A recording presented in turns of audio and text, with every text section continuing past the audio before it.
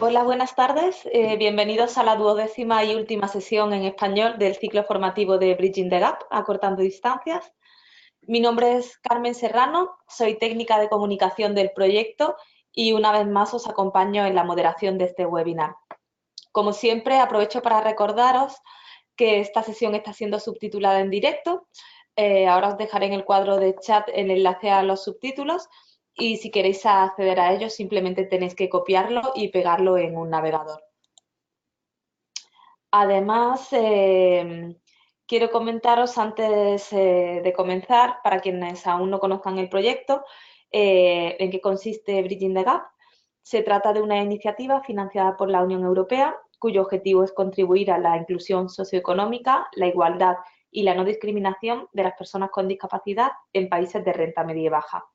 Concretamente, este proyecto apoya acciones específicas en Burkina Faso, Ecuador, Etiopía, Paraguay y Sudán. El proyecto tiene como objetivo general transversalizar el tema de discapacidad en la cooperación internacional y una de las herramientas que está utilizando para ello es este ciclo de formación sobre discapacidad y desarrollo que se realiza en el marco de la estrategia de gestión de conocimiento del proyecto. Este ciclo consta de 12 módulos online que están impartidos por expertos en las materias tratadas y cada seminario se realiza en inglés, francés y español en sesiones separadas. Estas sesiones están preparadas para que sean interactivas y fáciles de compartir, de manera que el conocimiento generado se pueda replicar fácilmente. Quienes se han perdido alguna de estas sesiones pueden encontrar todas las grabaciones de estas sesiones tanto en la web del proyecto como en nuestro canal de YouTube. Ahora también os compartiré los enlaces en el cuadro de chat. Y bueno, la sesión que tenemos esta tarde trata sobre protección social.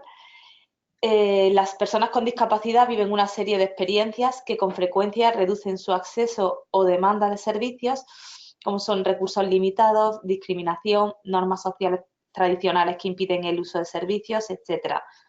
Los vínculos comprobados entre discapacidad y pobreza sugieren que los programas de desarrollo y las políticas que no son inclusivos con la discapacidad dejarán atrás a las personas con discapacidad. También hay evidencia de que las personas con discapacidad tienen más probabilidades de vivir en hogares pobres, tener un acceso limitado a oportunidades de empleo y tasas más bajas de acceso a la educación. Los programas de protección social pueden desempeñar un papel central en el alivio y prevención de la pobreza y la vulnerabilidad para garantizar el bienestar de las personas. Además, pueden mejorar su empleabilidad y el desarrollo económico creando mejores oportunidades y pueden fomentar la inclusión social, la participación y mejorar el disfrute de los derechos de las personas con discapacidad. En todo este contexto, esta sesión de hoy tiene como objetivo discutir por qué y cómo los Estados y otros actores interesados deben garantizar el acceso de sistemas de protección social que incluyan la discapacidad, de acuerdo con la Convención de las Naciones Unidas sobre los Derechos de Personas con Discapacidad. Para ello contamos hoy con Stefan Trommel como ponente. Stefan es especialista senior en discapacidad en la Organización Internacional del Trabajo desde 2013. Previamente fue director ejecutivo de la Alianza Internacional de la Discapacidad y director del Foro Europeo de Discapacidad entre 1999 y 2004. Y además es importante destacar que Stefan participó activamente en el proceso de negociación de la Convención sobre los Derechos de las Personas con Discapacidad de Naciones Unidas. Así que sin más os dejo con él, que seguro que tiene muchas cosas que contaros. Muchas gracias, Stefan, por dedicarnos tu tiempo hoy. Muchas gracias Carmen, y buenas tardes desde Ginebra, que es donde estoy yo. Buenos días a los compañeros que nos estáis acompañando desde América Latina.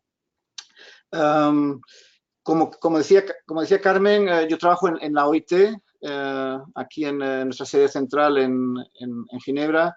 Estoy al frente del pequeño equipo que lleva el tema de empleo de personas con discapacidad. Trabajamos en distintas áreas, pero una de las áreas en las que hemos trabajado bastante ha sido el área de protección social, porque dentro del mandato de la OIT, como agencia especializada de Naciones Unidas, tiene como dos grandes patas, ¿no? Una es el empleo y una es la protección social, ¿no? Y tenemos un departamento bastante grande de protección social, y hemos estado colaborando con ellos para de alguna manera ir cambiando el abordaje de la protección social hacia las personas con discapacidad. Lo explicaré un poco más adelante, pero yo creo que uno de los grandes retos que tenemos es, igual que en otros campos, las personas con discapacidad suelen estar olvidadas, ignoradas. En el caso de los sistemas de protección social, la discapacidad suele estar siempre presente, ¿no? Pero lo está de una manera que nosotros entendemos que no es la adecuada, ¿no? Con lo cual, a veces, igual que hablamos de que la Convención de Naciones Unidas intenta promover un cambio de paradigma, un cambio de manera de pensar hacia la discapacidad, de una manera de pensar basada en los derechos humanos, tenemos, creo que, un reto similar a la hora de cambiar la forma de pensar, por ejemplo, de los profesionales de protección social hacia las personas con discapacidad. Y a veces también, y creo que también hay un cambio de paradigma a veces en el propio mundo de la discapacidad. Yo recuerdo cómo la relatora especial de Naciones Unidas sobre los derechos de las personas con discapacidad, Catalina de Bandas, el primer informe que ella elaboró al principio de su mandato, allá en el 2015 creo que fue, su primer informe fue sobre protección social y personas con discapacidad, ¿no? Y hubo algunas reacciones dentro del propio movimiento de personas con discapacidad que cuestionaron el que ella hubiera empezado con ese ámbito, ¿no? Un poco viniendo a decir que y no estamos intentando irnos de ese mundo de la protección social que a veces asociamos con un enfoque caritativo, ¿no? Yo creo que por eso es también importante cambiar un poco la mentalidad tanto del profesional de protección social que tiene un abordaje no adecuado al tema de discapacidad, como también debemos cuestionar aquellas ONGs de personas con discapacidad que piensan que la protección social es algo en la que no debemos meternos, porque es como reafirmar e insistir, mantenernos en una dinámica caritativa, ¿no? Que yo creo que es un error, porque obviamente la propia convención habla del derecho a la protección social, ¿no? Entonces, bueno, son un poco los dos retos que tenemos. Son dos mundos, el mundo de la discapacidad y el mundo de la protección social, que han tenido pocos puentes, y creo que hay desafíos a la hora de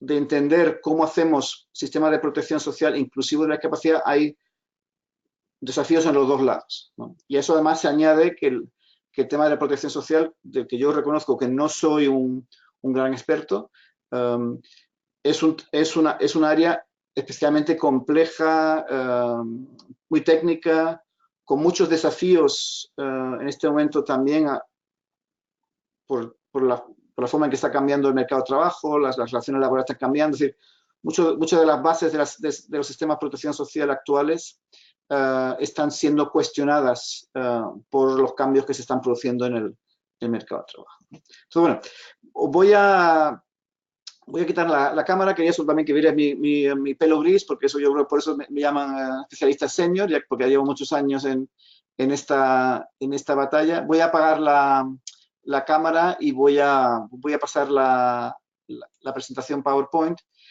que está traducida al español. El original de esta presentación está en inglés. Veréis todavía algunas páginas que tienen algún texto en inglés, textos que no hemos podido traducir, o hemos podido, digamos, modificar. Incluso puede probablemente haber páginas en las que la traducción no sea aún la adecuada, pero bueno, esperemos que sirva. También os pediría, y yo pido también a la moderadora, que si en algún momento algo que estoy diciendo queréis en ese momento mismo interrumpirme y hacer una pregunta, no sé exactamente cómo se puede hacer, imagino que hay a través del chat o levantar la mano. Carmen, ¿me puedes ayudar con eso? Sí, Estefan, perdón. Hay una posibilidad, los asistentes pueden darle a la herramienta de levantar la mano y también escribirlo directamente en el chat y yo les daría paso, ¿vale? Perfecto, y yo No, además ujú. casi lo prefiero así porque si no, no sé exactamente cuánto va a durar mi presentación inicial, pero pues son bastantes páginas las que tengo. No voy a usarlas todas porque me parece que son demasiadas, pero también de alguna manera si me interrumpís porque algo no ha quedado claro o algo queréis cuestionar en ese mismo momento, también a mí me va a demostrar que hay alguien por lo menos que está escuchando lo que estoy diciendo. Creo que en este momento hay 15 participantes, con lo cual aparte de Carmen y por mi parte creo que hay 12 o 13 personas que están escuchando. En algún momento también, cuando hagáis la pregunta, eso también explicarnos de qué país sois, porque también yo creo que me va a ayudar a quizá entender mejor la pregunta. Estupendo, gracias. Bueno, voy ahora a intentar, a ver cómo hago esto ahora. Ok.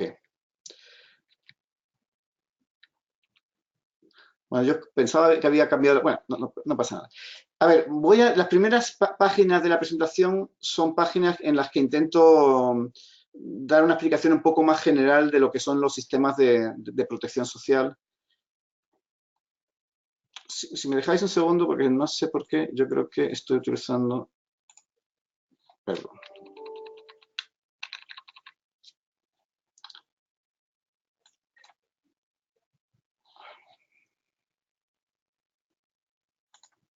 Es- Estefan, perdón, la segunda que abriste es la más actualizada. Sí, sí, sí, lo sé, estoy intentando abrirla, perdón. Correcto. Ok, ¿lo veis? Se ve, ¿no? Sí.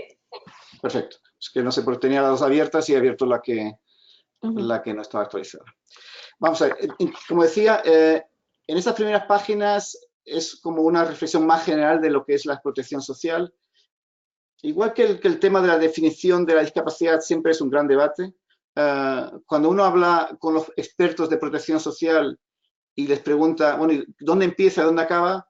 Esto también es un debate eterno, ¿no? Con lo cual, bueno, la OIT tiene su propia definición de lo que es la protección social, probablemente el Banco Mundial tiene otra definición ligeramente distinta, ¿no? Por lo cual tampoco hay un acuerdo absolutamente generalizado de dónde empieza y dónde acaba la protección social. Hay temas que son claramente entran dentro, hay otros en los que, digamos, es más debatible a la hora de ver dónde empieza y dónde acaba la protección social, ¿no?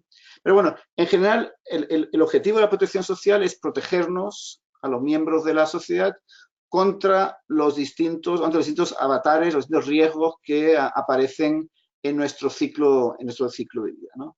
Y situaciones que generan muchas veces, por ejemplo, una caída en los ingresos, una salida al mercado laboral, etc. Entonces, bueno, está obviamente la maternidad, está el tema de la niñez, está el tema de la enfermedad, está el tema de la discapacidad, está el desempleo, está la situación de fallecimiento de la persona que que en una familia, digamos, la persona que tiene los mayores ingresos, hay accidentes laborales, está obviamente el envejecimiento, es decir, las personas que ya salen del mercado de trabajo y van a recibir pensiones, etcétera, etcétera. Entonces, bueno, esas son, digamos, las distintas contingencias y como veis, la discapacidad está en esas contingencias, ¿no? Cuando uno ve los distintos sistemas que hay de protección social, uno de los factores contra los que nos protege la protección social es que adquiramos una discapacidad, ¿no? Estamos trabajando, estamos cubiertos por un sistema de seguridad social, tenemos un accidente, adquirimos una discapacidad y toda la lógica del sistema de protección social es ahora nos tienen que dar unos ingresos para permitirnos sobrevivir porque tenemos una discapacidad ya no vamos a poder tener un ingreso, ¿no? Y eso es un poco a lo que aludí antes, ¿no? Es ese cambio de paradigma que queremos hacer, porque a veces esa discapacidad sí es cierto que dificulta enormemente el tener un ingreso, pero equiparar, digamos, la discapacidad como imposibilidad de tener unos ingresos a través del trabajo no es el abordaje, entendemos nosotros, correcto que se tiene que hacer, pero es el que muchas veces nos encontramos en los actuales sistemas de protección social. Entonces, bueno, diciendo de otra manera, qué es la protección social? Pues por un lado nos proporciona ingresos mínimos, ¿no? Pensemos en personas que no tienen ningún tipo de ingreso por el trabajo, por edad, pues están fuera del mercado de trabajo, ¿no? No estamos hablando en este momento todavía de personas con discapacidad, entonces hay un apoyo a esos ingresos, hay también una cobertura de los gastos de atención médica. En muchos países toda persona está cubierta por la atención médica, otros países no. Luego también hay servicios que se prestan para atender esas necesidades básicas, etc. Entonces, bueno, son distintas maneras a través de las cuales nuestros gobiernos, digamos, aseguran, digamos, esa red de protección social para todos sus ciudadanos. En el mundo de la protección social, y aunque eso cada vez más se está cambiando, muchas veces distinguimos entre lo que llamamos la asistencia social no contributiva de la contributiva, ¿no? La contributiva básicamente es aquella en la que hemos estado contribuyendo, hemos estado cubiertos por el sistema de seguridad social y en determinado momento perdemos un empleo, entra un subsidio de desempleo, nos jubilamos, y recibimos una pensión que va a estar de acuerdo con los años y los montantes con los que hemos contribuido. Puede haber un tema de un accidente laboral que temporalmente nos lleve fuera. Todo eso es lo que llamamos el sistema contributivo, lo que en la pantalla veis en la parte de abajo a la derecha. Lo que hay también en muchos países, y sobre todo mucho más en países en vía de desarrollo, donde no tanta gente trabaja, digamos, en la economía formal, tenemos sistemas de seguridad social no contributiva, ¿no? Que no se financian con nuestras aportaciones como trabajadores y empresas, que es la parte, digamos, contributiva, sino que se financian normalmente a través de los impuestos generales, ¿no? A veces quizá con imposición especial, tasas o tasas especiales sobre el tabaco, etcétera, etcétera. Hay muchos modelos ahí, pero en general aquí, digamos, la financiación que se recibe no está ligada a las contribuciones que se han hecho, sino que se define de otra manera y se financia normalmente con los impuestos generales y no digamos, con las contribuciones de trabajadores y empresas a la seguridad social, ¿no? Y luego, otra vez, los tipos de contribuciones pueden ser en efectivo, ¿no? Un importe mensual de X dólares, puede ser en especie o puede ser en servicios.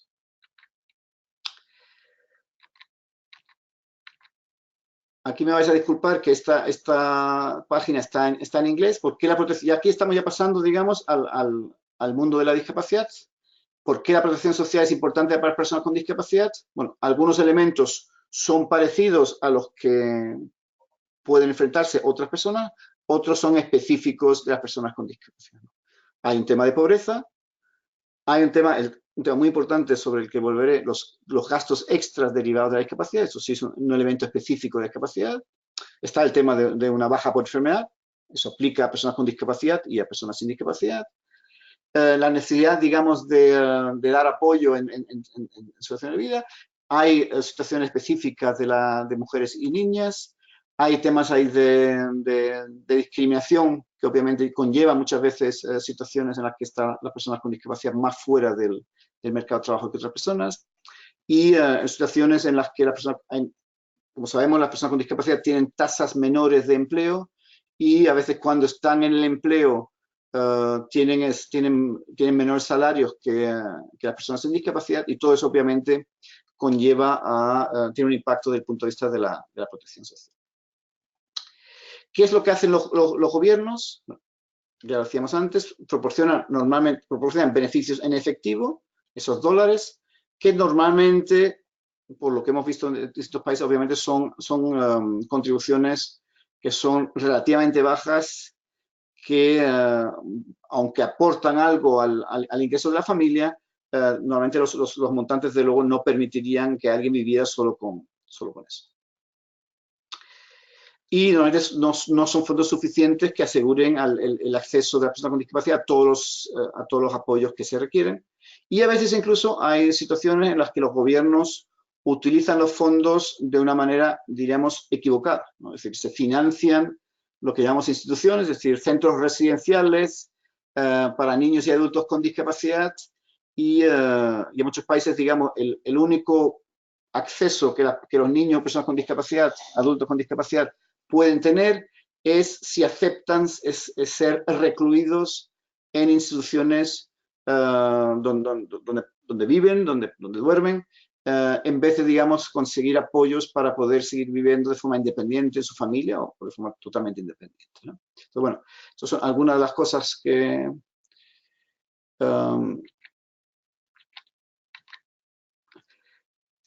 para que hagáis una idea, esto es una gráfica del informe anual de protección social de la OIT, en el que viene a decir el porcentaje de la población mundial que tiene acceso a algún tipo de pensión por discapacidad, ¿no? Puede ser contributiva, la que veíamos antes, o puede ser no contributiva, ¿no? Esas dos grandes modalidades que he comentado antes. Veis, en la última línea es la línea del mundo.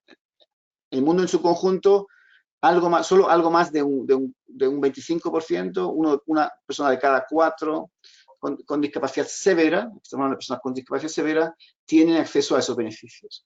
Esa es la estadística mundial, pero si luego veis por regiones, la diferencia es enorme, ¿no? Y digamos, el porcentaje es tan bajo a nivel mundial porque la región de Asia y Pacífico, que es más la región más poblada del planeta, es la que tiene unos niveles más bajos de acceso a ese tipo de beneficios, con algo menos del 10%, ¿no? Mientras que a nivel, por ejemplo, de Europa del Este, que es la primera línea, tienen casi el 100%, Europa Occidental tiene más del 90%, las Américas, que obviamente incluye tanto América del Sur, Central y el Sur, está en el 73%, habría que ver también ahí el detalle por cada una de las partes, digamos, y luego lo que es Asia Central y Occidental está algo por encima del 50%, ¿no? Con lo cual, mucha variedad en el acceso, pero siempre estamos hablando de accesos insuficientes, ¿no? Aunque haya acceso a beneficios, ahora veremos que normalmente no son, digamos, importes que realmente sean suficientes para garantizar un mínimo de vida digna.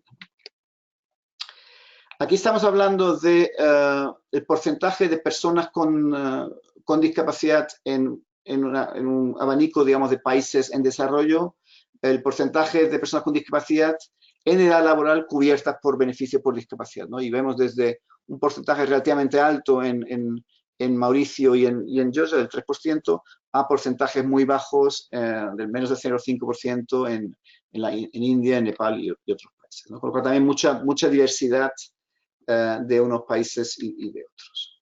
Esto es en países de la OECD, o sea, países, digamos, económicamente desarrollados, el porcentaje del PIB, o sea, del Producto Interior Bruto, que se destina a beneficios por discapacidad, ¿no?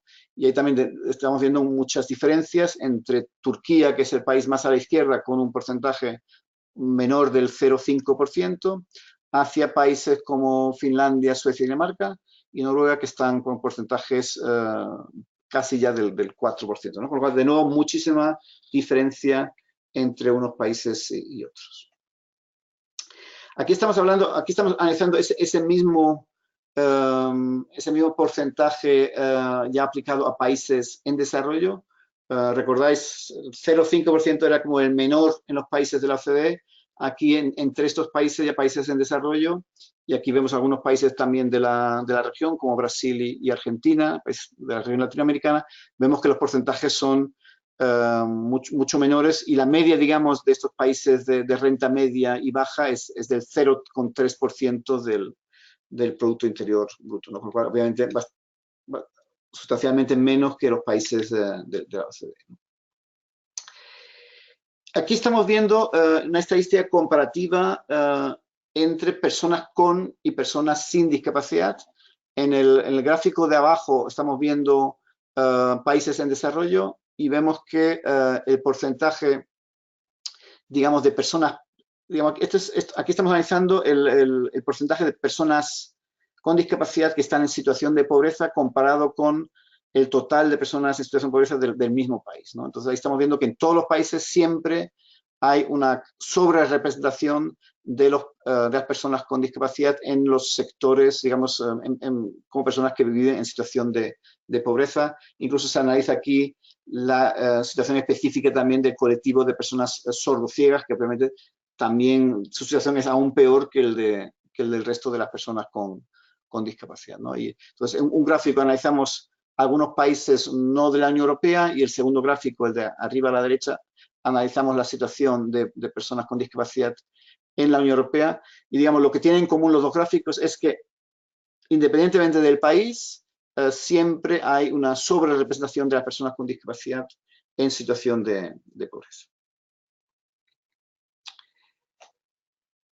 Aquí es un recordatorio un poco de decir, bueno, hay muchas diferencias, como hemos visto, en lo que es el gasto medio del Producto Interior Bruto en materia de discapacidad, ¿no? De esa media del 2% en países más desarrollados a una media de en torno al 0,3% en otros países, pero incluso en los países donde el gasto es relativamente alto, vemos esa sobrerepresentación de las personas con discapacidad en cuanto al tema de la pobreza, lo que significa que no solo es un tema de recursos, obviamente lo es, pero también es un tema de cómo se diseñan, cómo se distribuyen esos recursos, ¿no? Cómo se diseñan esas políticas y programas de inclusión, porque aunque donde hay recursos importantes, parece que la manera en que están diseñados esos programas siguen sin asegurar que las personas con discapacidad estén fuera de situaciones de pobreza. Luego vemos que, insistiendo en eso, vemos claramente que hay problemas a la hora del diseño de la protección social, ¿no? Y uno de los grandes ejemplos que también a nosotros aquí en la OIT nos parece especialmente importante, dado que nosotros desde la OIT también intentamos promover el empleo de las personas con discapacidad, muchas veces vemos que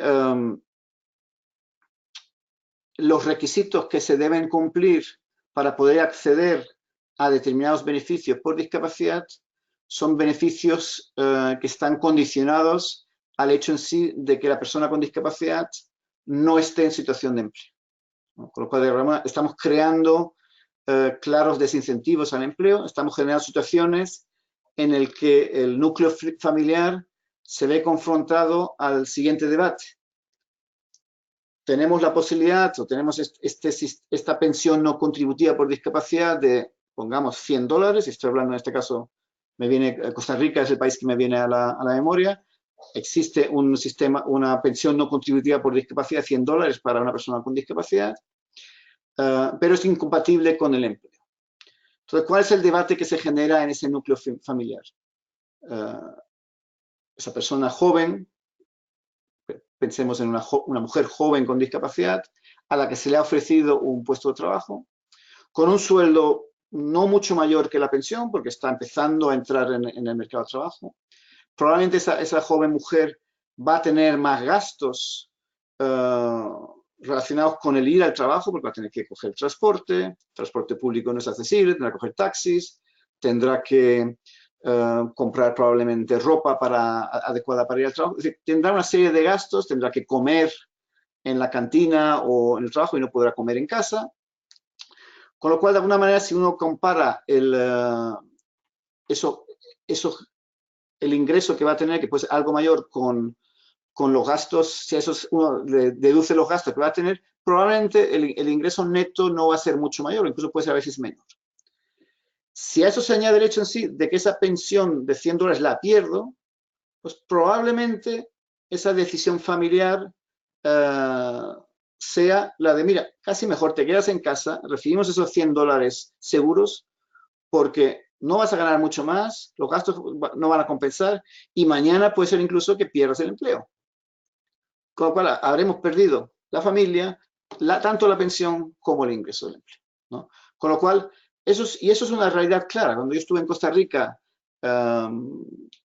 comentando un proyecto en el que estaba implicado la OIT y otros socios en el tema del empleo de personas con discapacidad, la mayor barrera que según todos los expertos había a la hora de conseguir que entraran más personas con discapacidad al mercado de trabajo era esa pensión no contributiva de esos $100, ¿no? Porque realmente al final la decisión que se toma en muchos casos era la que acabo de escribir. En otras circunstancias, el acceder a un beneficio por discapacidad es incompatible con participar en programas de capacitación profesional o acceder a subsidios para emprendedores o pequeñas empresas, ¿no? Luego, en muchos países también hay ayudas condicionales en las cuales se dan determinadas ayudas, y esos son programas genéricos, no son programas específicos de discapacidad, ¿no? Pero programas genéricos, en los cuales la concesión de la subvención está condicionada a que normalmente esa unidad familiar cumpla una serie de requisitos, ¿no? Por ejemplo, en el caso de la niñez, a esta familia le vamos a dar una subvención para ese niño si la familia se compromete a que ese niño o niña vaya a la escuela. En el momento en que se aplica eso a niños con discapacidad, surge la duda. ¿Qué hacemos en aquellas situaciones en las que hay discriminación o no hay todavía acceso a la educación por parte de ese niño? ¿Eximimos a esa familia de ese requisito o ponemos un esfuerzo enorme para que ese niño o niña con discapacidad pueda también ir a la escuela y a través de eso que esa familia pueda cumplir con el requisito, con esa condición que le ponemos a la hora de poder acceder a ese beneficio?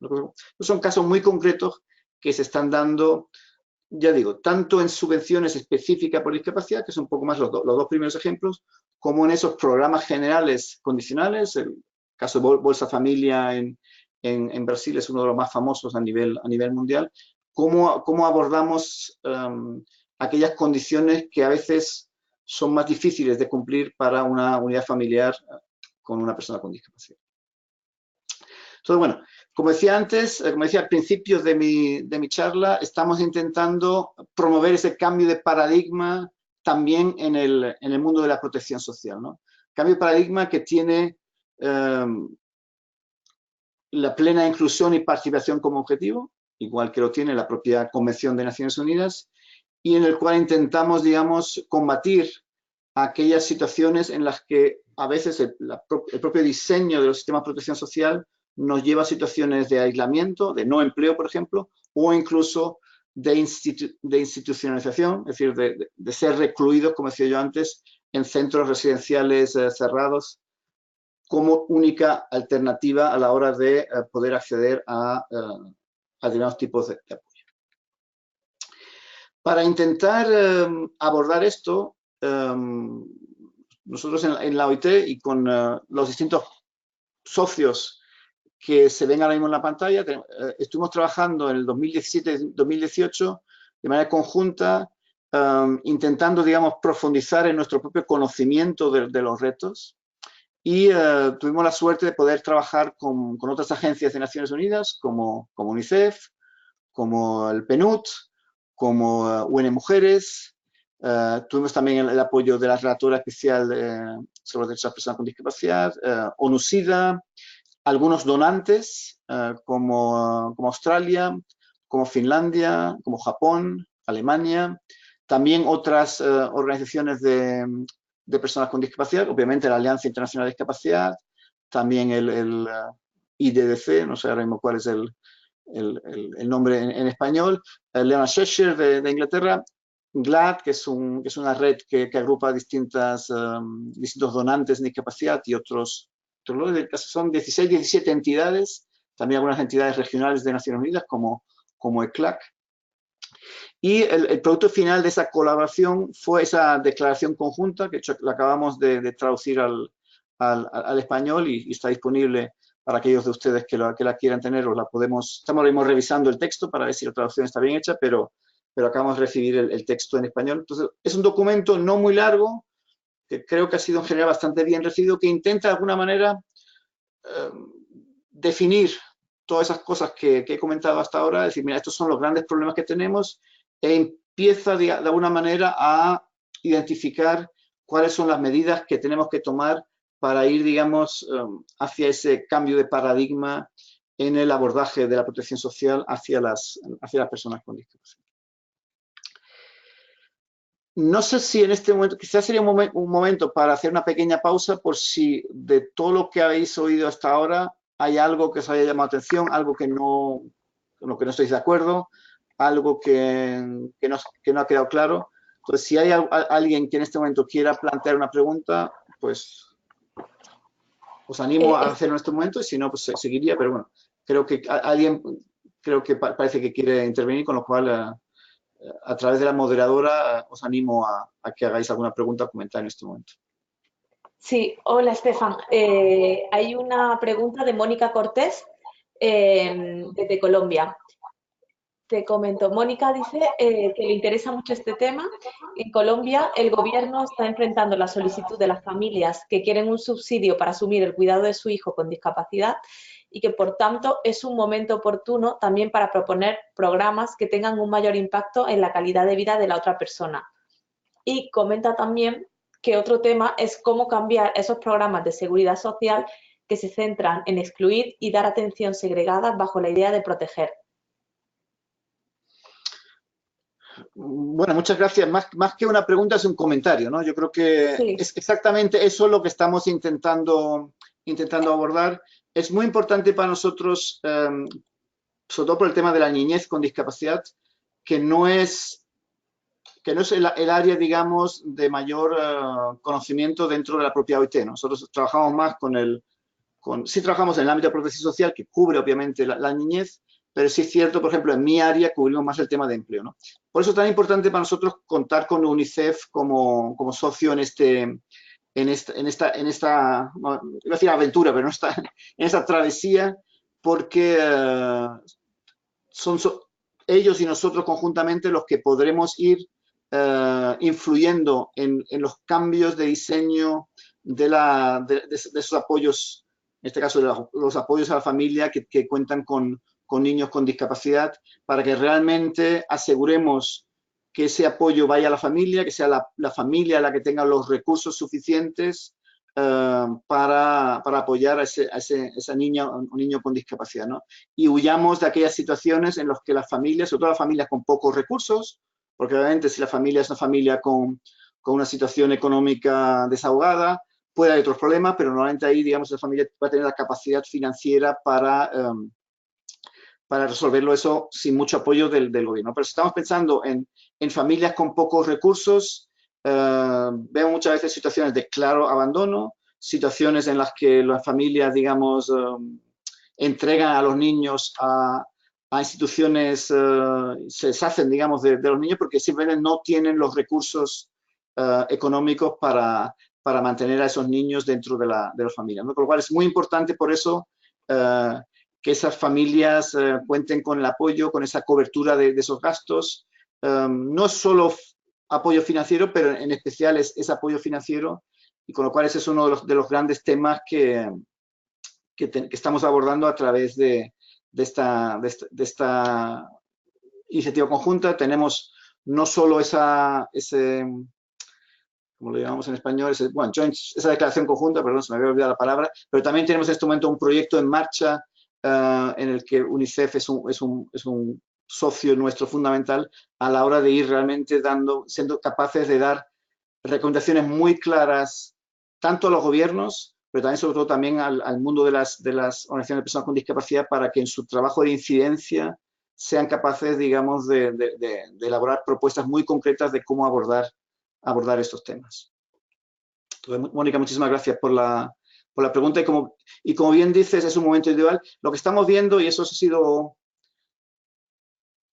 especialmente interesante, y también debo reconocer especialmente es un desafío al que estamos enfrentándonos. Nosotros, cuando sacamos esta declaración en el empezamos a trabajar en el 2017-2018, diseñamos un proyecto, nos está financiado por Naciones Unidas.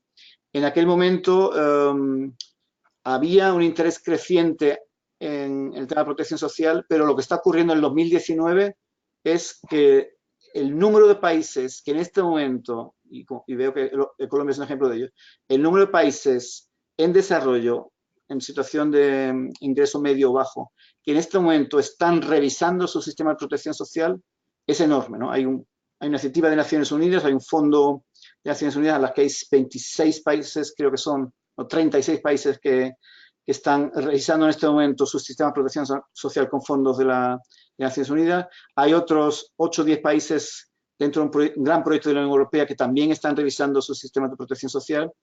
Y desde nuestro lado lo que estamos intentando es que todos esos procesos de revisión de los sistemas de protección social tengan en cuenta a las personas con discapacidad, a los niños y adultos con discapacidad, y lo tengan en cuenta de una manera que contribuya a la plena inclusión, a la plena participación, a diseños compatibles con la Convención de Naciones Unidas, ¿no? Con lo cual, estamos en este momento en un momento especialmente interesante porque nunca antes ha habido tanta atención a la protección social, nunca antes ha habido tantos procesos a la vez de cambio en esos sistemas, pero también estamos un poco, no preocupados, pero con gran sentimiento de responsabilidad porque tenemos que subirnos a esos trenes, ¿no? Tenemos que asegurar que en esos procesos de cambio nacional la discapacidad sea tenida en cuenta y de manera adecuada, ¿no? Y dentro de eso, obviamente, el papel que tenéis los representantes de las OPDs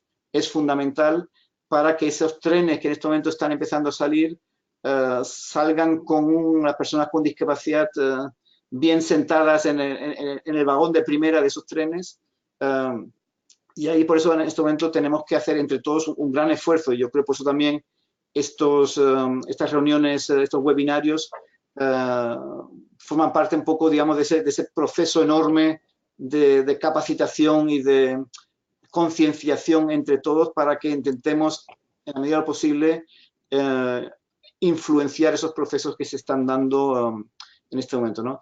Perdón, me he ido un poquito más allá del comentario de la pregunta, pero realmente el ejemplo de Colombia es un ejemplo que me ha venido a recordar cómo en este momento estamos en un momento clave desde el punto de vista de poder influir, de poder hacer incidencia a nivel, sobre todo a nivel nacional, para que esos procesos que se están desarrollando en este momento realmente tengan en cuenta a las personas con discapacidad y la tengan en cuenta de una manera distinta a como muchas veces hasta ahora se ha incluido a los niños y adultos con discapacidad en los procesos de protección social.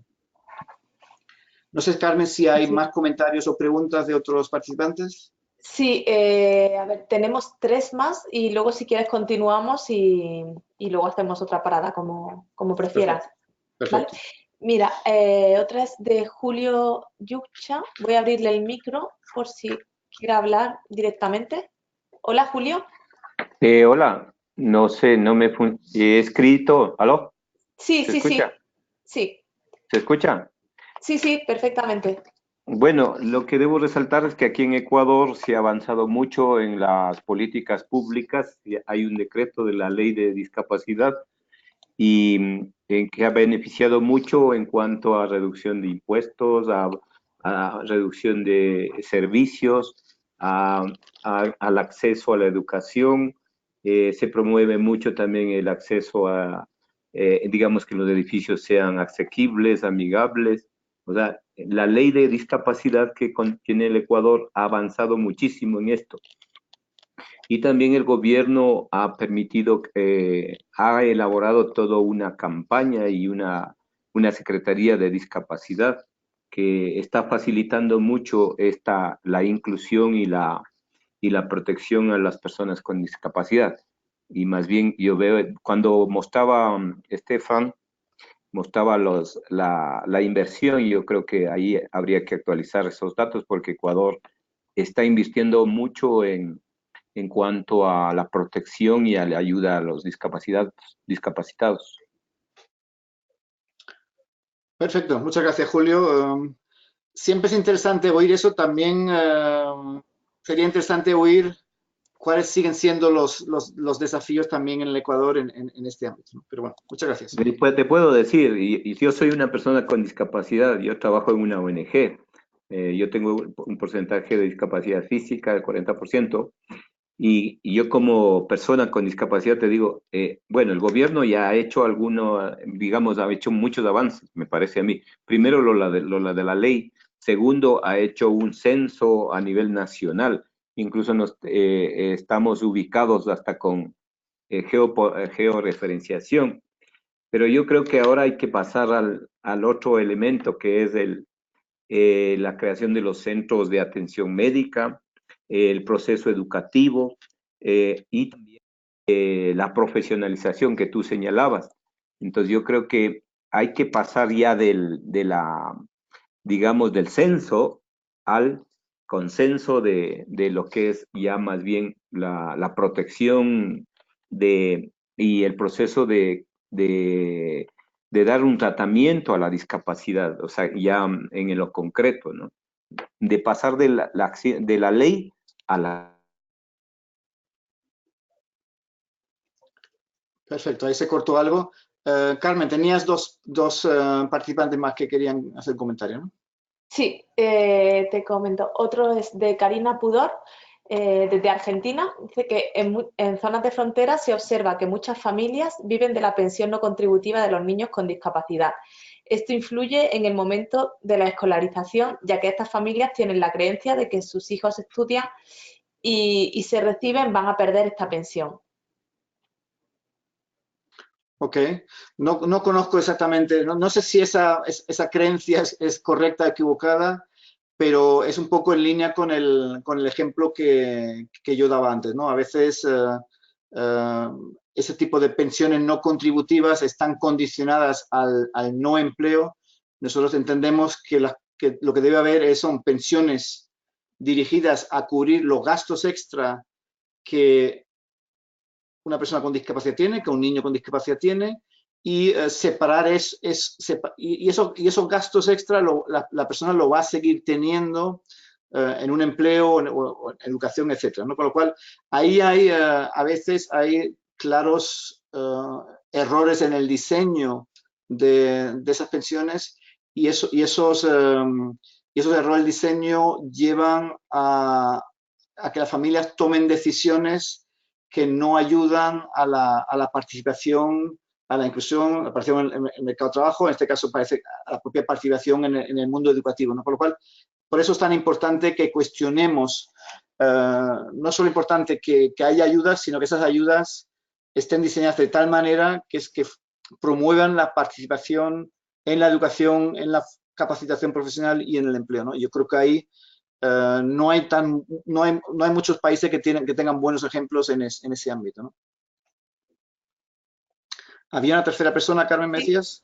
Sí, bueno, en realidad dos, si quieres, y luego ya continuamos. Sí, perfecto. Es más ameno así, me da un poquito de descanso, me Sí, parece también. sí, bueno, nada, lo que me comentaba Karina es la anterior pregunta, que era docente de una escuela de educación especial y que vivía a diario esa realidad. Que lo añadía al comentario que hizo. A ver, otra pregunta es de Soledad Torres Dávila, desde Ecuador, Quito, que quiere consultar si los datos que se han presentado cuentan con desagregación por sexo, ya que los impactos de la exclusión son diferenciados entre hombres, mujeres y personas LGTBI.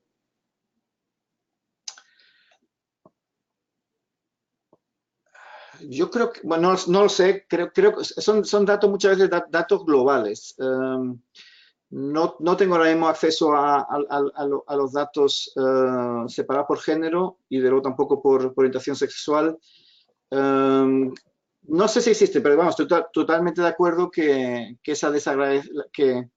la desagregación por discapacidad, que no siempre existe, tiene que hacerse también combinándolo con la desagregación por género, ¿no? Pero justo los datos que he dado a nivel de porcentajes sobre el Producto Interior Bruto, no estoy seguro ahora mismo que esos datos se puedan disagregar o estén disagregados por género, pero lo tendría que ver, lo tendría que consultar.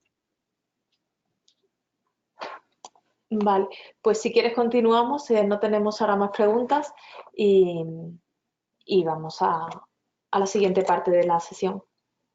Perfecto. En la siguiente página lo que veis básicamente es un recordatorio de lo que la Convención de los Derechos de las Personas con Discapacidad de Naciones Unidas dice sobre la protección social, ¿no? Por un lado, hay que recordar, como decía al principio, que hay un artículo específico dedicado a la protección social, es el artículo 28, pero obviamente hay muchos otros artículos de la Convención que incluyen elementos que son relevantes desde el punto de vista de la protección social, ¿no? Y la Convención además siempre nos recuerda eso, que los distintos derechos que están articulados, que están recogidos en la Convención, están relacionados unos con otros, ¿no? Y que solo y muchos de ellos dependen unos de otros, ¿no? Entonces, esa interdependencia, esa interrelación es muy importante, ¿no? Y aquí en esta página pues se dan algunos ejemplos de ellos, ¿no? Están los artículos específicos de mujeres y niñas, el artículo 6, estamos hablando de situaciones de crisis humanitaria, el artículo 11, la cooperación internacional, mucho de eso que comentaba yo antes, de esos trenes que están saliendo ahora mismo de revisión de la protección social, son procesos que están financiados muchas veces, como decía, por la Unión Europea, por Naciones Unidas, y es por eso muy importante recordar a esas entidades que existe el artículo 32 de la Convención, que de alguna manera asegura no solo que haya intervenciones de cooperación internacional específicas de personas con discapacidad, sino que cualquier intervención de cooperación internacional, como las que acabo de escribir, tiene que incluir a las personas con discapacidad. Y eso está sucediendo cada vez más, ¿no? Esa iniciativa que comentaba de la Unión Europea tiene la discapacidad, igual que el género, como un elemento transversal, es decir, de alguna manera obliga a que esos países que van a beneficiarse de fondos europeos para la revisión de su sistema de protección social incluyan a las personas con discapacidad en esos procesos, pero de ahí a que eso ocurra en la práctica o que se haga de forma correcta, todavía eso hay que ver si eso va a suceder, ¿no? Pero bueno, tenemos herramientas de incidencia, digamos, en la Convención que nos ayudan con eso. Muy importante, obviamente, el artículo 19 sobre vida independiente. Muchas veces esos gastos relacionados con la discapacidad, esos sistemas de apoyo a nivel de intérprete de lengua de señas, a nivel de asistente personal, todo eso que son elementos fundamentales para la vida independiente van a estar muchas veces financiados a través de sistemas de protección social, ¿no? Obviamente el empleo, la seguridad de salud, etc. Con lo cual, muchos otros artículos de la Convención juegan un papel importante a la hora de hacer funcionar bien el acceso a la protección social de las personas con discapacidad. En esta página básicamente es un recordatorio de los costes relacionados con la discapacidad, ¿no? Se utiliza mucho en el ámbito de discapacidad, hablamos mucho de esos gastos extras relacionados con la discapacidad, esos gastos que una persona o una familia con discapacidad tiene que otras personas no tienen, y de alguna manera la lógica es los sistemas de protección social, al menos en parte, deberían cubrir esos gastos extras, ¿no? Para realmente asegurar la igualdad de oportunidades, una vida digna en igualdad de condiciones con los demás. Entonces, bueno, eso es un recordatorio aquí de cuáles son esos gastos extras. Algunos son gastos específicos por discapacidad. Yo diría que son aquellos que más claramente tenemos que asegurar que estén cubiertos, es decir, temas de ayudas técnicas, rehabilitación de la vivienda, temas de rehabilitación en competencia profesional, interpretación de lengua seña, libros en braille, etc. O sea, realmente cosas que son específicas de uno u otro grupo colectivo, digamos, de personas con discapacidad. Luego hay un segundo grupo de gastos, que también son gastos directos, que no son exclusivos de las personas con discapacidad, pero normalmente son gastos que son mayores en el caso de las personas con discapacidad, ¿no? Antes mencionaba el tema del transporte, ¿no?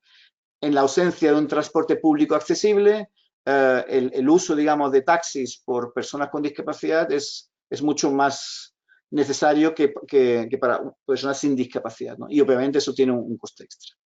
No, muchas veces personas con discapacidad tienen, por su discapacidad, tienen mayores gastos de salud que personas sin discapacidad, ¿no? Hay temas de accesibilidad de la vivienda, ¿no? A veces si vivimos en bloques de apartamentos, hay a veces gastos que se tienen que hacer que no lo cubre toda la comunidad y que a veces ni siquiera se permiten, pero a veces se permiten, pero entonces son gastos específicos de la persona con discapacidad. A veces las viviendas que son accesibles pueden ser en edificios más caros, digamos, con lo cual, bueno, hay una serie ahí de gastos extra que no son, que son mayores, digamos, son gastos generales, pero mayores en el caso de una persona o una familia con un miembro con discapacidad, ¿no? Y luego hay lo que llamaríamos gastos indirectos, ¿no? Que más que gastos son ingresos no ingresos que no tenemos, ¿no? Es decir, hay, como sabemos, hay menos oportunidades de educación, hay menos oportunidades de empleo, con lo cual todo esto lleva a que los ingresos de las personas con discapacidad son menores que los de personas sin discapacidad en muchas condiciones, y sobre todo también hay un elemento muy importante que es el tema del cuidado, ¿no? Es decir, en el caso de ausencia, digamos, de ayudas que permitan a una familia tener acceso a cuidadores profesionales o ingresos de la familia para el cuidado, muchas veces la ausencia de esos tipos de apoyos, de ese tipo de servicios o apoyos económicos, conlleva a la necesidad de que un miembro de la familia, suele ser la mujer, como sabemos, es el elemento de género muy importante en este caso, la madre de la familia, la mujer, tiene que dejar de trabajar para poder, digamos, cuidar a ese niño con discapacidad, y obviamente eso, entre otras cosas, conlleva obviamente a una pérdida de ingresos, de oportunidades laborales en este caso de esa mujer y también de la familia en general. Entonces, bueno, estos son, digamos, los principales gastos, costes directos o ingresos no habidos que muchas veces están relacionados con la discapacidad y que en la medida posible son los sistemas de protección social los que tienen que cubrir, digamos, cuanto más mejor de este tipo de gastos que no tienen otras personas, o al menos no en esas cuantías. El tema de los gastos de la discapacidad no solo es importante a la hora de, digamos, de buscar la cobertura de los mismos, sino también a la hora de medir las tasas de pobreza. Es decir, si comparamos dos familias y lo único que hacemos es comparar su nivel de ingresos y ponemos el listón de la pobreza en determinado nivel, bueno, llegamos a determinado resultado. En el momento en el que en esa comparación metemos los gastos adicionales por discapacidad, automáticamente vemos que hay una subida muy importante a la hora de ver el porcentaje de familias que están en situación de pobreza, ¿no? Vemos ahí, por ejemplo, el caso de Camboya, que es a la izquierda, digamos, de esta gráfica. En el momento en que incluimos los gastos relacionados con la discapacidad a la hora de establecer el listón, digamos, de la pobreza, pues casi nos vamos prácticamente al doble de las familias, ¿no? Porque, digamos, si no incluimos esos gastos adicionales, podemos pensar que esa familia vive más o menos bien, pues podemos estar por encima del umbral de la pobreza. En el momento que incluimos esos gastos adicionales que esa familia tiene, ya vemos que esa familia, ya es el 35% de las familias con personas con discapacidad la que están en situación de pobreza. Yo creo que tengo algunas páginas más allá de estas, pero aquí, digamos, voy a quedar un rato en esta y quizá de nuevo parar aquí al final de esta presentación, porque aquí yo creo que están recogidos algunos de las grandes ideas de ese cambio que queremos provocar en el abordaje de la protección social hacia las personas con discapacidad. Y algunas cosas ya las he mencionado, otras las mencionaré con un poco más de detalle en este momento. Por un lado, lo que ya decíamos, ¿no? Es decir, estamos intentando mover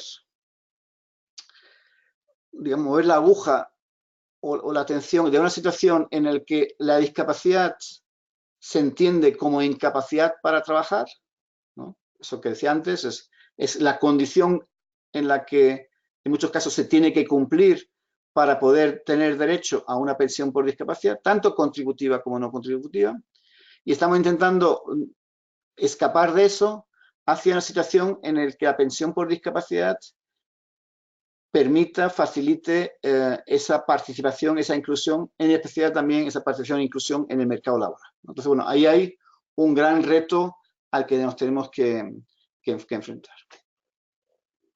Otro, ya también mencionado, pero es importante reiterarlo, ese movimiento de esa atención en instituciones hacia sistemas de protección social que promuevan la vida independiente, la vida en comunidad, ¿no? Claramente recogido en el artículo 19 de la Convención, ¿no? Entonces, también ahí tenemos, como ya decíamos, grandes retos.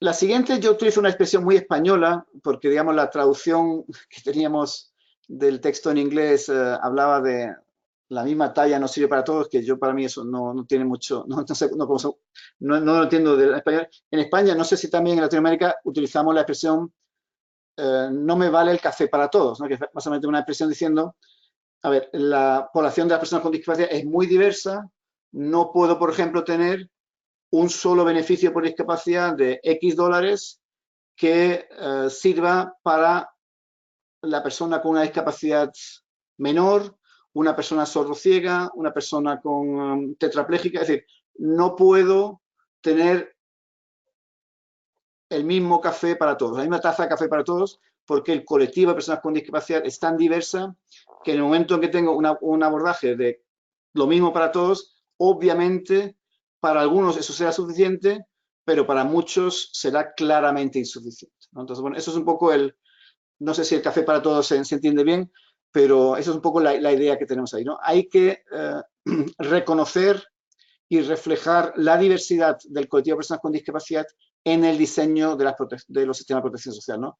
Esa única ayuda de X dólares, que es la realidad de muchos países, eso deja a mucha gente en situaciones de clara desventaja, porque, digamos, sus gastos extras, por volver a la página anterior, son mucho mayores que esa ayuda común que dan los gobiernos. Uno de los temas más complicados en el mundo en general de la discapacidad, pero también en el acceso a la protección social, es quién es persona con discapacidad y quién es persona con discapacidad que requiere por ejemplo, de una pensión por discapacidad, ¿no? De alguna manera, esa evaluación de la discapacidad es la puerta de entrada, ¿no? Y con eso no estamos diciendo que no haya...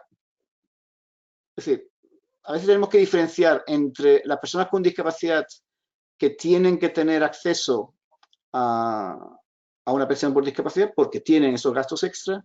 Eso no significa que sean las únicas personas con discapacidad. Puede haber otras muchas personas con discapacidad a las cuales también hay que proteger contra situaciones de discriminación, pero que quizá por su situación o por su discapacidad, que quizá es menos severa o conlleva menos gastos, no requiere de tener acceso, al menos en este momento, por ejemplo, a una pensión por discapacidad, ¿no? Por lo tanto, esos son los temas más complejos de cómo hacer esas valoraciones.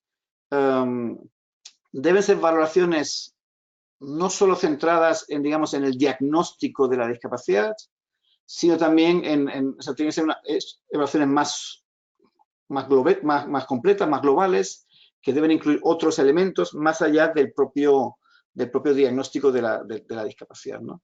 Obviamente tienen que ser procesos transparentes, fiables, que den los mismos resultados en distintos sitios del país también. Muchas veces vemos que hay procesos a través de los cuales, no sé, en aquellos países donde hay certificados de discapacidad o donde hay tarjetas de discapacidad, muchas veces vemos que solo hay muy pocos centros que dan ese tipo de certificaciones, que son, ¿no?, la puerta de entrada a tener esas ayudas, ¿no? Y si esas certificaciones solo se la dan en la capital o en algunas ciudades mayores, las personas con discapacidad que viven en zonas más remotas o rurales, el gasto extra, digamos, que tienen que incurrir para conseguir el acceso a esa tarjeta, a esa certificación, pues muchas veces les lleva a no tener la capacidad para acceder a ello, con lo cual muchas veces los más necesitados, digamos, se nos quedan fuera del acceso a las ayudas porque no pueden ni siquiera invertir lo suficiente para hacer esos procesos. Pero bueno, ahí hay que hacer esfuerzos mayores de llevar esos procesos de evaluación hacia las personas y no obligar a las personas que vengan a las ciudades. Hay muchos países que tienen experiencias, digamos, de unidades móviles que se desplazan a los sitios más lejanos. Yo creo que Ecuador, ahí en algunos programas que Julio conoce, pues ha habido procesos claros de ir a buscar en los sitios más remotos, en plena jungla, digamos, encontrar a personas con discapacidad ahí y no esperar que esas personas hagan el gran esfuerzo costoso y más los problemas de inaccesibilidad, etcétera, que para poder, digamos, acceder a ese tipo de pensiones. Lo otro muy importante es tenemos que reflejar todo el ciclo de vida de las personas con discapacidad en la protección social, ¿no? Empieza desde la niñez, cuando ya ese niño o niño tiene una discapacidad, cubre todo el periodo, obviamente, de la adolescencia y juventud. Muy importante la etapa, digamos, de la vida laboral y, obviamente, también la edad, digamos, del adulto mayor, ya una vez acabada, digamos, la experiencia laboral, ¿no? Esa protección social, igual que para el resto de la población, tiene que cubrir todo ese ciclo de vida, pero siempre tiene que hacerlo de una manera en la que estemos asegurando y promoviendo la plena participación y la plena inclusión. Y muy importante es, obviamente, el garantizar la participación de las organizaciones de personas con discapacidad en no solo en la evaluación, como estamos diciendo aquí, sino realmente en el diseño, la implementación y la evaluación de esos sistemas de protección social, ¿no? Y ahí, como decía yo al principio, eso conlleva, por una parte, que las OPDs entiendan la relevancia de la protección social, no lo vean como una vuelta atrás hacia un enfoque caritativo, no es eso, es un elemento fundamental de cohesión social y de inclusión social para toda la sociedad, con lo cual también lo tiene que ser para personas con discapacidad, si está bien hecho. Pero también requiere por parte de las OPDs adquirir la capacidad técnica para poder participar en ese tipo de debates, ¿no? Porque estamos hablando no solo de influir en las pensiones específicas por discapacidad, sino también asegurar la transversalidad, la inclusión de la discapacidad en aquellas pensiones generales que existen, ¿no? Con lo cual, tenemos que asegurar no solo que las OPDs están sentadas en las mesas en las que ahora mismo se está empezando a discutir la revisión de los sistemas de protección social, sino también tenemos que asegurarnos que los representantes nuestros en esas mesas tengan la adecuada formación y capacitación para poder influir de manera efectiva en esos procesos y que cuenten además con el adecuado nivel de representatividad del sector, ¿no? Estamos de nuevo hablando de un sector muy diverso en todos los ámbitos, también desde el punto de vista de las necesidades de la protección social, con lo cual es muy importante asegurar que en esos procesos de negociación, de diálogo, por un lado, asegurar que las OPDs estén presentes, que seamos invitados a estas reuniones, pero además que aquellas personas que nos representen tengan no solo la capacitación técnica para hacerlo, sino también la representatividad de todo, digamos, de todo ese colectivo tan diverso que son las personas con discapacidad. Yo creo que, Carmen, pararía de nuevo ahí. Yo digo, hay algunas páginas más, pero ya sería como entrar en muchos de nivel de detalle que podremos entrar si hay preguntas que abordan eso, pero si no, volvería a parar aquí y animaría a los participantes para hacer comentarios o preguntas sobre lo que acabo de presentar. Vale, pues sí, de momento tenemos un par de preguntas. Una es de nuevo de Soledad Torres, de Ecuador, que comenta que desde la protección social, ¿qué elementos mínimos son necesarios para cuidar a la cuidadora de las personas con discapacidad en el hogar? Ya que los roles de género, las cuidadoras son mujeres y mayoritariamente las madres. Mira, la OIT ha trabajado mucho esos últimos años en el tema de la economía del cuidado, ¿no? Y lo ha hecho desde muchos puntos de vista, ¿no? Por un lado, es un ámbito, tiene un impacto en el género, como acabas de decir, brutal. Es decir, si nuestras políticas públicas no prevén sistemas adecuados de cuidado, financiados por por fondos públicos, ese cuidado de esa persona mayor, esa persona adulta con discapacidad, no tiene que ser solo discapacidad, el cuidado de esos niños con o sin discapacidad.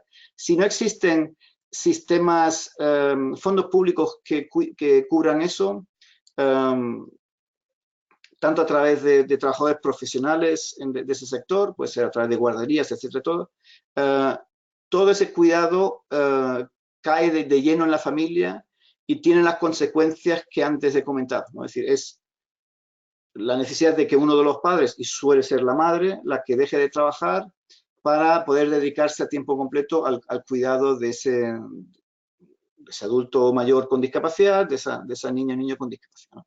Con lo cual nosotros, digamos, en la OIT hemos trabajado mucho en eso, claramente promovemos, y en Latinoamérica yo creo que en especial hay mucho debate en este momento sobre eso, claramente promovemos la necesidad de una mayor inversión pública en una economía del cuidado.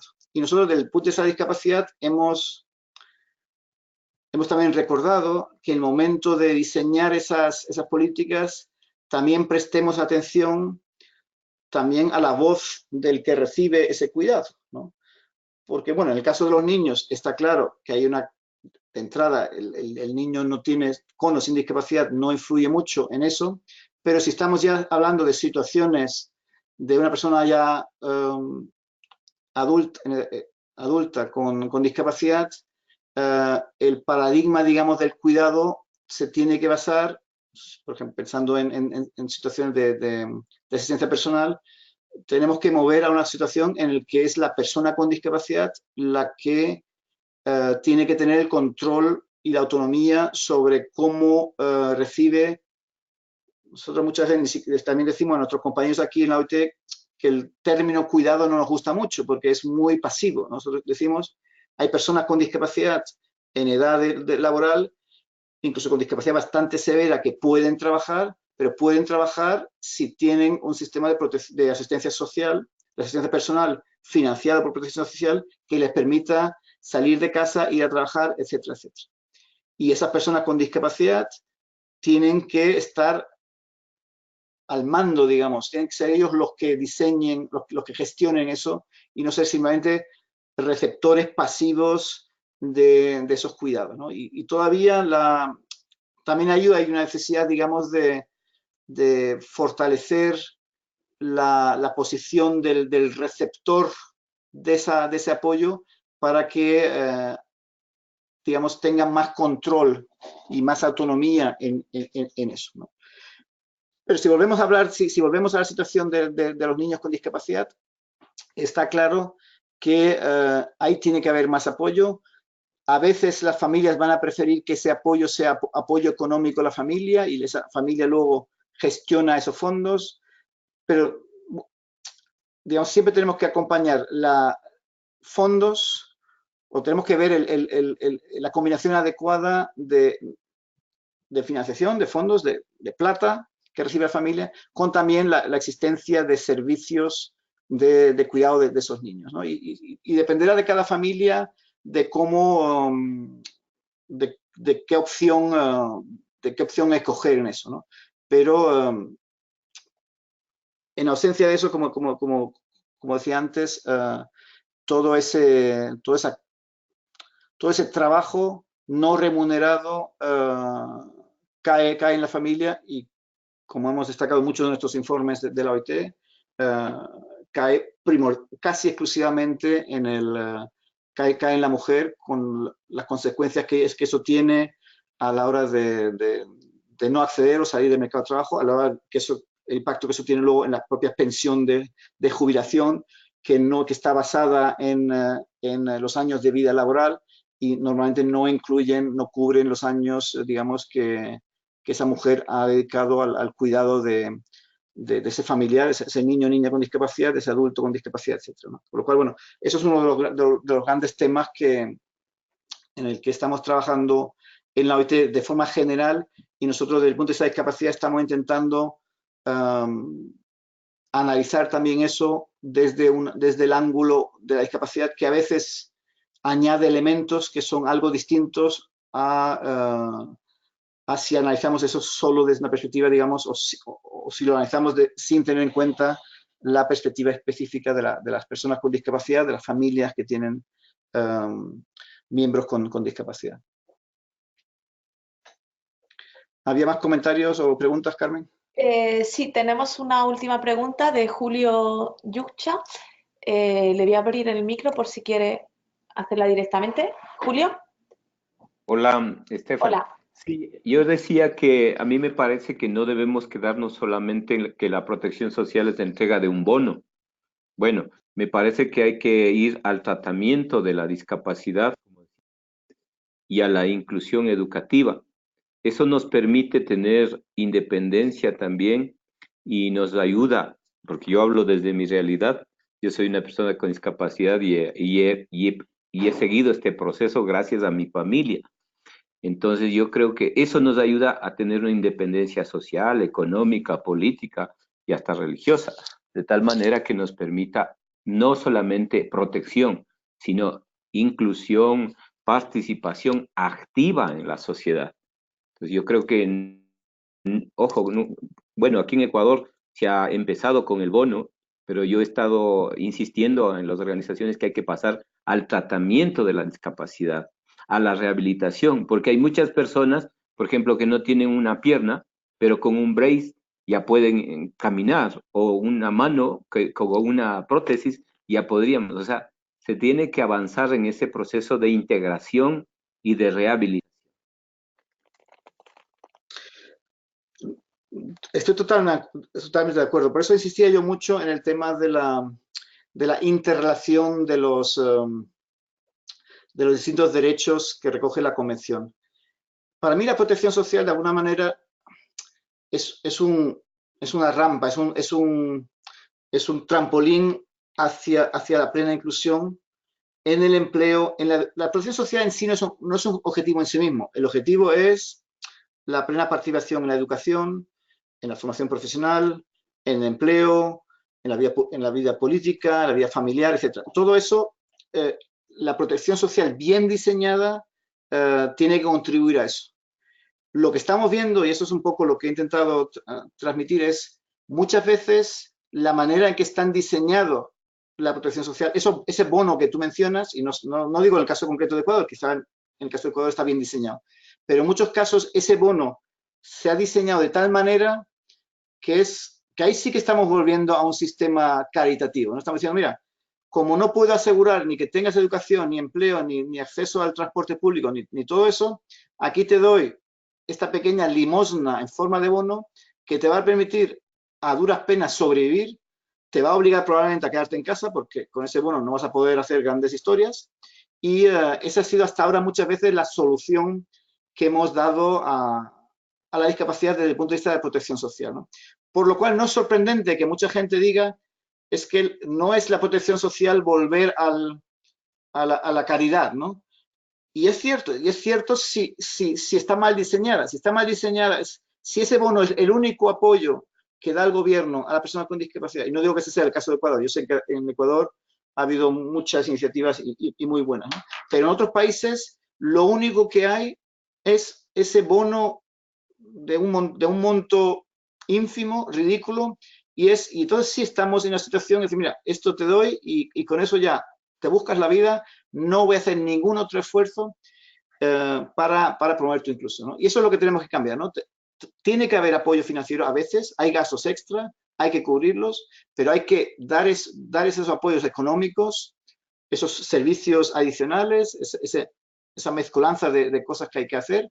Hay que hacerlo siempre teniendo claro cuál es el objetivo final. Y el objetivo final, Julio, como tú decías, es esa plena inclusión en el empleo, esa plena inclusión en la educación, en la vida familiar, en la vida religiosa, donde uno quiera participar, ¿no? Y ahí es donde, ese es el gran reto que tenemos en este momento, ¿no?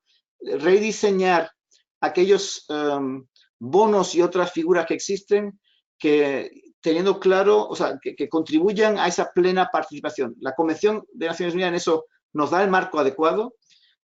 La protección social es un elemento que debe contribuir a todo eso demás. No es como digo, no es un fin en sí mismo, es un trampolín, si está bien diseñado.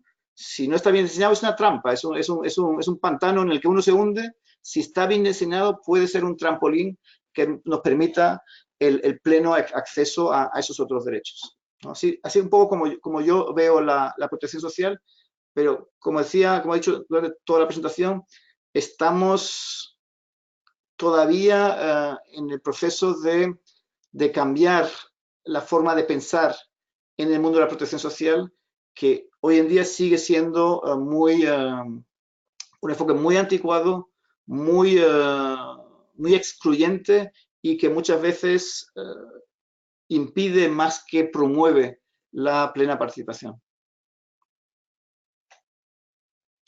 Carmen, no sé si había más comentarios o preguntas. Sí, tenemos también una de Mónica, que voy a abrirle el micro para que la haga directamente. Mónica. Carmen, hola Estefan, ¿sí me escuchan? Sí, Mónica, te escucho bien. Sí. Ok, bueno, no, pues me parece muy importante, como les decía en mi comentario en el chat, este tema, porque precisamente pues yo soy familia de una persona, tengo mi hijo con discapacidad y pues lidero, digamos, un proceso fuerte con las familias y sí estamos en un momento crucial en nuestro gobierno con este tema de establecer de verdad un sistema de protección social que transforme y cambie, porque un poco lo que venimos exigiendo es que de verdad, como lo planteó aquí Estefan en uno de sus slides, la protección social esté alineada con las recomendaciones que nos está haciendo la ONU al gobierno en miras de cambiar esas prácticas de institucionalización, de segregación, que se le da mucho como opción a las familias de escasos recursos. Entonces, no es fácil, o sea, yo creo que los gobiernos la forma más fácil que tienen, como lo planteaba Estefan, es segregar, hacer una institución y decir que los lleven allá, que los lleven allá y muchas familias pelean por eso, ¿sí? Porque las dejen tener a su hijo en estas instituciones, porque como es la única forma, pues digamos, que ellas tienen para poder también seguir sus vidas. Entonces estamos promoviendo mucho un trabajo articulado que todavía no está claro cómo, desde todos los sectores y como lo decía Estefan también, teniendo en cuenta el ciclo de vida. Tenemos que empezar por los más pequeños, que los más pequeños dejen de ir a esos lugares segregados, ¿cierto? Y que se activen rutas de atención desde todas las líneas, desde salud, desde el sistema de protección, que era el único que se encargaba pues de tenerlas en estas instituciones segregadas, pero sigue siendo para darle claridad a esto sigue siendo un desafío porque las familias, como bien lo decía Estefan, esa palabra cuidador se ha utilizado muchísimo para ellas revictimizarse y usar a su hijo con discapacidad como un medio para que el gobierno les dé algo, ¿sí? Y creo que es ahí donde estamos, digamos, teniendo dificultades porque esto empieza desde pequeño y si no lo hacemos desde pequeño, pues llegamos a sus vidas adultas con unas vidas que no es, o que es más bien lo que hemos tenido hasta ahora, viviendo en la segregación. Entonces, pues nada, estamos en este análisis, Estefan, y muy oportuno para nosotros este webinar, y les estaremos consultando mucho de lo que va a hacer este país. Hay como 4 proyectos de ley, los congresistas están todos con el tema, con la bandera, porque ustedes saben que esto también, dar subsidios son votos para los gobiernos y a veces pareciera que es la forma más fácil de seguir haciendo todo esto de la protección social. Entonces, pues sí, grandes desafíos sin duda. Gracias Mónica, me parece tu análisis es sumamente certero. Obviamente es más fácil dar un bono de una cierta cantidad y me olvido, tiene además ese componente populista que tú decías, y obviamente el otro desafío que tenemos siempre es asegurar que el propio movimiento asociativo, que además siempre es normal que vamos a tener posturas distintas, ¿no? Pero en el momento que haya familias que sigan apoyando, digamos, soluciones malas soluciones, por simplificarlo mucho, eso tampoco ayuda, ¿no? Y yo creo que ahí también es importante esa concienciación, esa capacitación. A veces la gente defiende lo malo conocido porque tampoco ha tenido acceso a otras soluciones, ¿no? Parece que lo único posible es un centro de educación especial, una residencia para niños separados de la familia. Cuando no se ha vivido otras experiencias, cuando no se ha visto otras posibilidades, es normal que eso sea lo que se promueva, ¿no? Porque es lo único que se conoce.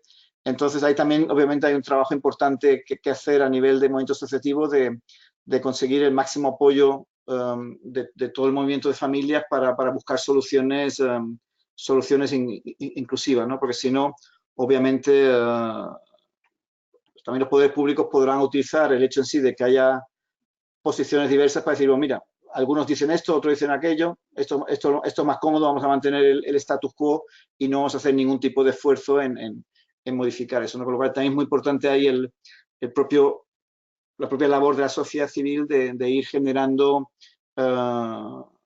apoyos, digamos, para las nuevas formas de hacer las cosas y cambiando y eliminando, digamos, las malas prácticas.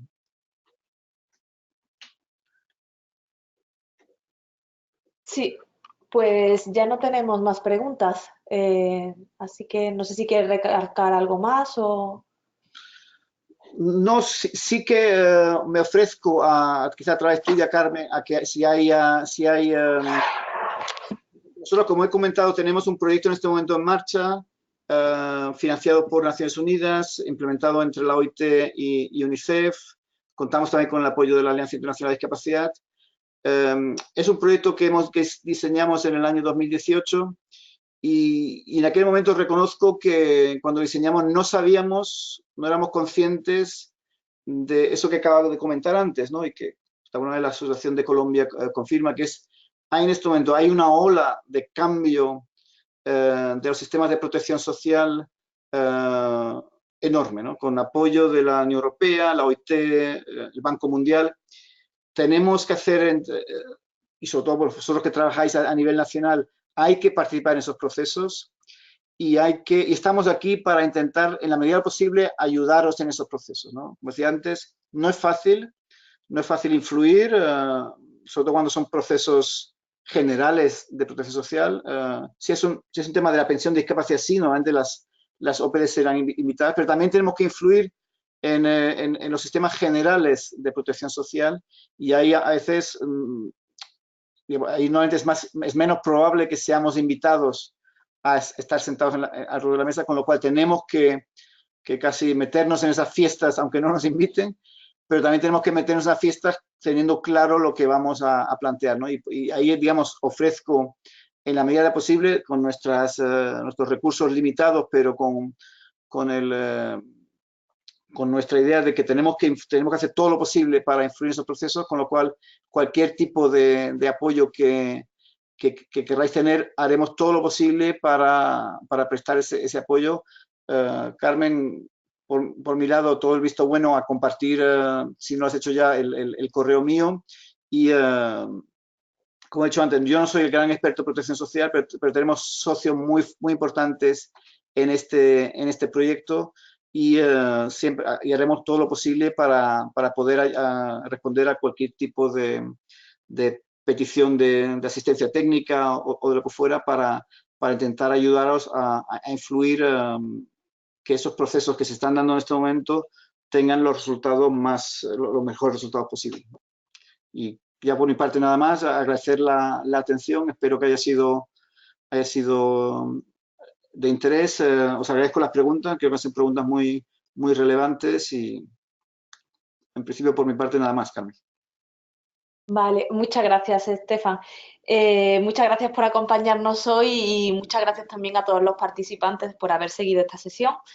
Espero sinceramente que la formación les haya resultado de provecho, que hayan aprendido y que hayan resuelto algunas cuestiones sobre este tema tan importante.